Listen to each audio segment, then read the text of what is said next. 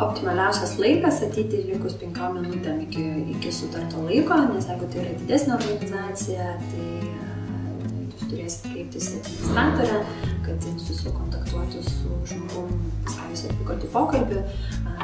kol jūs palydės į susirinkimų kambarį, kur pokalbis vyks ir visą kitą. Tai tam tai logistika, ne, jo labiau jeigu tai yra žiemos metas, vardu ar pavasaris, ir reikia užtimus rūbus nusirengti ir galbūt užmesti akį į veidrodį, ar kaip jūs atrodote, ar tušas nenuvarvėjęs, ar šiaip ko nors nereikalingo nėra ant jūsų veido. Prieš tai ar ne buvo klausimas, ką daryti, jeigu vėluoja, tai kartais visko nutinka ar ne, tai jeigu jūs vėluojat, būtinai informuokit, jeigu jūs vėluosite 5 arba iki 10 minučių, tai pokalbį vedantis žmogus jūsų tikrai palauks. Jeigu galite vėluoti iki 20 minučių, tai gali būti, kad jums paskirs kitą susitikimo laiką. Smarkiai per anksti nerekomenduojama ateiti, nes jeigu tai yra labai nedidelė įmonė ir gali būti, kad jie net neturės vietos, kur jums pasiūlyti palaukti, arba jeigu į pokalbį atėjęs vienas paskui kitą eina kandidatai, ar ne, tai jums pačiam gali būti nesmagu, kai matysit